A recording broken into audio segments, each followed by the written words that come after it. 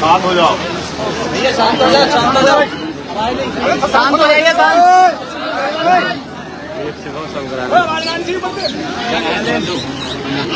शांत हो जाओ, इसको शांत करो सर, बिटिया को शांत हो जाओ भाई। ऊपर से इस तरफ नजदीक मत आना, उधर कोई नहीं रहना।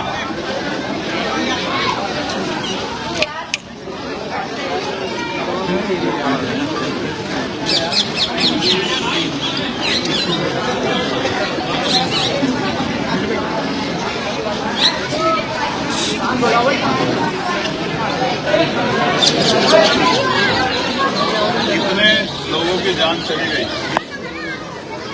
बहुत सारे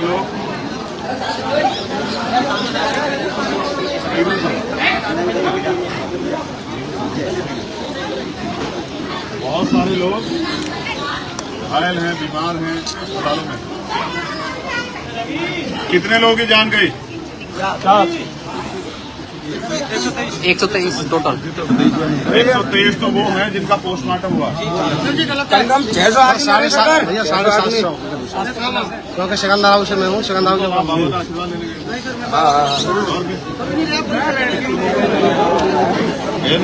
चुप हो जाओ।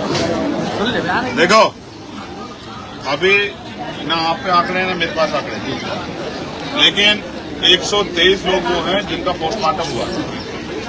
बाकी बहुत सारे ऐसे लोग भी हैं जो बताया जा रहा है कि मरने वालों में बच्चों की संख्या बहुत है और महिलाओं की संख्या ज्यादा है। तो जो लोग बिना पोस्टमार्टम कराए अपनी बॉडी को अपने पार्थिव शरीर को ले गए, ऐसे बहुत सारे लोग। मैं सुबह से कह रहा हूं कि भाई गलती किसकी है, किसके सवाल मेरे सामने आ रहा है। तो मैं सच बोलने की हिम्मत रखता हूं। गलती एडमिनिस्ट्रेशन की है, ये सच। अगर व्यवस्था अच्छी की गई होती तो शायद इस घटना को, इतनी बड़ी घटना को अंजाम नहीं दिया जाता, या ये घटना नहीं होती। अगर व्यवस्था सही होती, बड़े अधिकारियों ने, पुलिस के अधिकारियों की, कर्मचारियों की ड्यूटी उस प्रकार से लगाई होती और उनकी संख्या पर्याप्त होती। 80,000 लोगों की परमिशन पे और 100 लोग अगर ड्यूटी करेंगे, एक आदमी अगर 800 आदमियों की जिम्मेदारी उठाएगा तो कहाँ संभव है? ये सच है। गलती पुलिस के अधिकारियों से भी हुई है, बिल्कुल सच है। लेकिन सच ये भी है कि सरकार ने भी लापरवाही बरती है, ये भी एक कड़वा है। क्योंकि सरकार इस बात को जानती है कि कौन लोग वहां ज्यादा संख्या में जा रहे हैं और उनके जीने और बढ़ने से कोई फर्क किसी को पड़ता नहीं। लेकिन गलती हमारी भी है, मैं इस बात को स्वीकार करता हूं, गलती हमारी, हमसे बड़े पुराने नेताओं की, हमारे आंदोलन की गलती है कि हम लोग अपने निकम्मे समाज को समझाने में कामयाब नहीं हो पाते।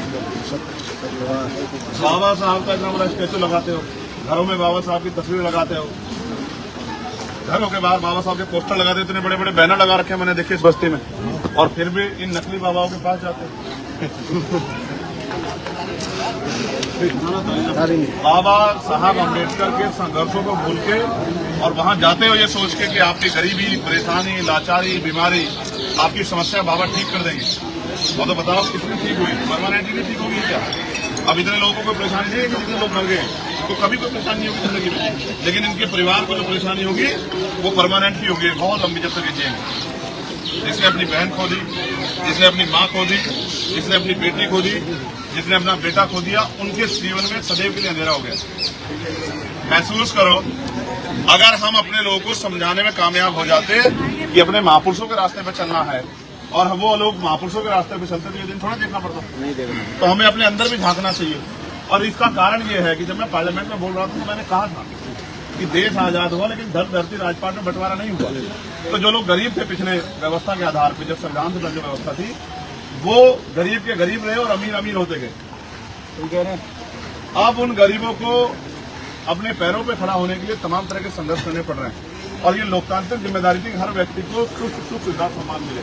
लेकिन मैं समझता हूँ कि आप वहाँ गए क्यों? आप इसलिए वहाँ जाते हो कि जो गरीबी आपकी जिंदगी में है, आपके बेटे को रोजगार नहीं मिल रहा है, बेटी की शादी नहीं हो रही है, मकान टूटा फूटा मकान है, जमीन नहीं है, बीमार है, तो बाबा जी से आशीर्वाद लेके सब चीज ठीक हो जाएगी। तो हुई क्या? हुई क्या? बड़े और नहीं सर, बड़े और नहीं, तो इसके बाद तो समझ आ जानी चाहिए, नहीं आ जानी चाहिए? आनी चाहिए जी भाई, अगर इसके बाद भी समझ नहीं आ रही है तो फिर भाई आप अपनी मौत के जिम्मेदार खुद ही होंगे। फिर किसी को क्या कोसना, किसी को क्या बुरा कहना। वो अलग है कि सरकार ने आपकी जान की कीमत 4 लाख रुपए लगाई, 2 लाख रुपए स्टेट सरकार ने और 2 लाख रुपए सेंट्रल सरकार ने। उनको लगता है कि आपकी जीवन की कीमत 4 लाख रुपए, जबकि सत्य नहीं है।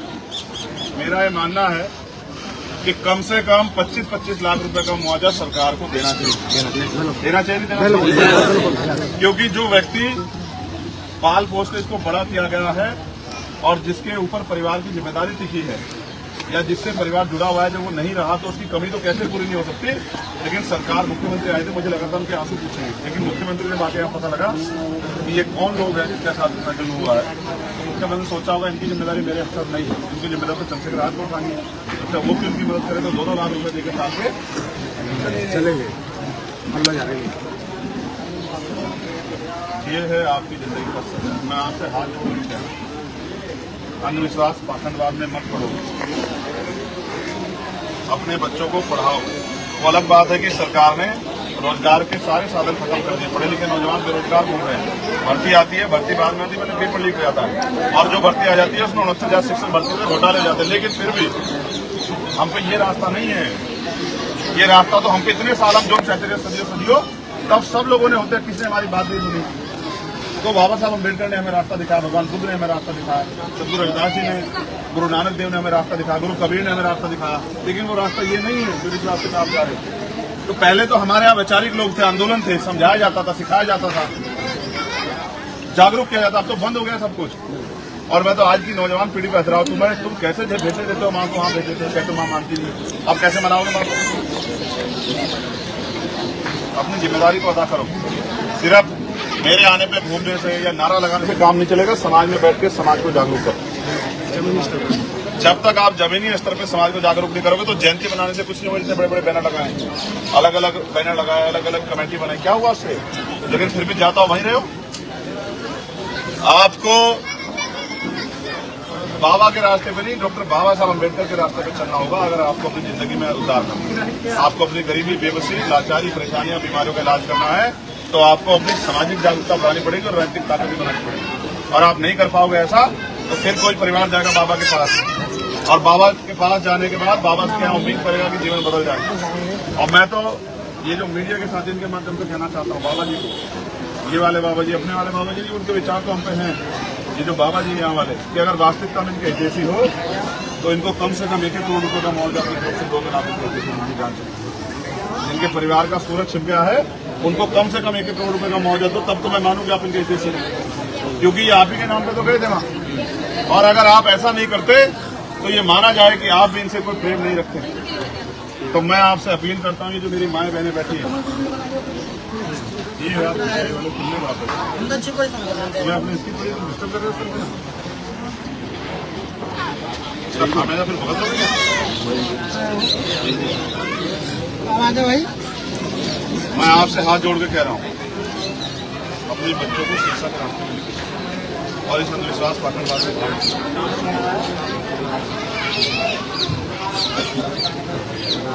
कोई अगर कोई सामंती, कोई गुंडा अगर आपके अपराध कर देता तो मैं उसको नकेल कर देता। लेकिन यहाँ तो आप खुद भी हो, अगर कोई गुंडा, बदमाश, सामंती इस तरह की हिम्मत जुटाता तो आज उसको आज ही नकेल कर देता, उसको बताता कैसे मैंने कर जाता। लेकिन अब इसमें क्या कहूँ, किसको पकड़, किससे जवाब मांगू? कितने लोगों की जान, क्या मेरे लोगों की जान से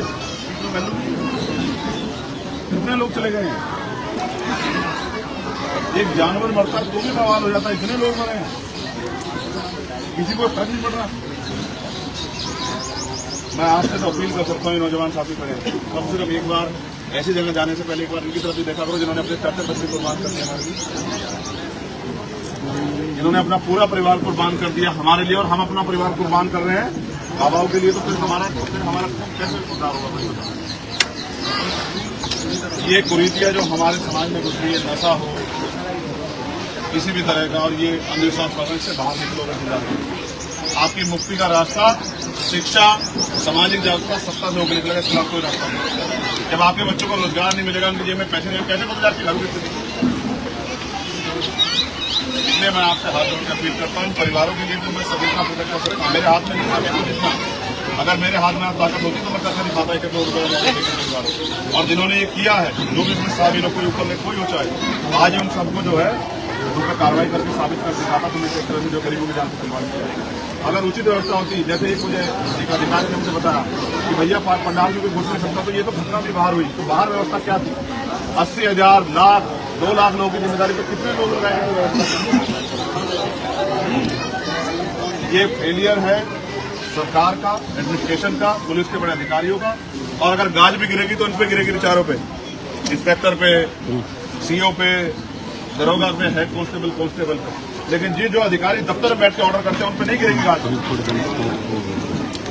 इसलिए मैं आपसे अपील करता हूं, मेरा आग्रह है, आपका बेटा होने के नाते किसी भी बात पर, और इन पर जब भी आपको कोई ऐसा मन करते सरकार को इनका सब कुछ कर दिया। मैं इस मामले को इतनी आसानी से नहीं छोड़ूंगा।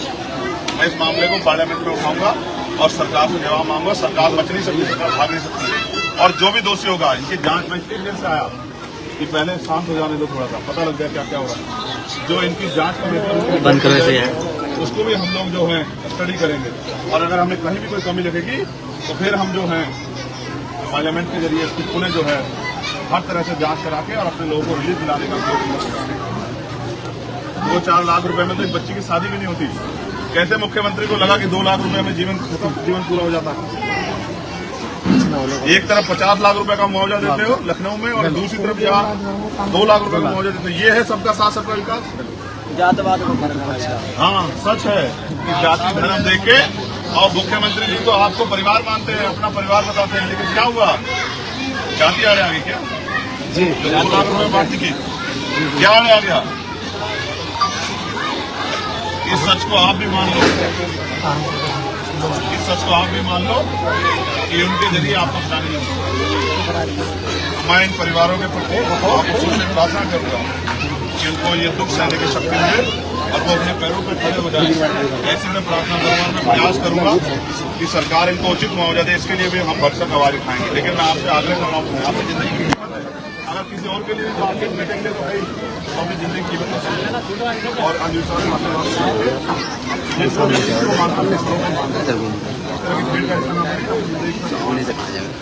भाई मैं आपसे प्रार्थना करता हूँ कि अच्छे भेजा देकर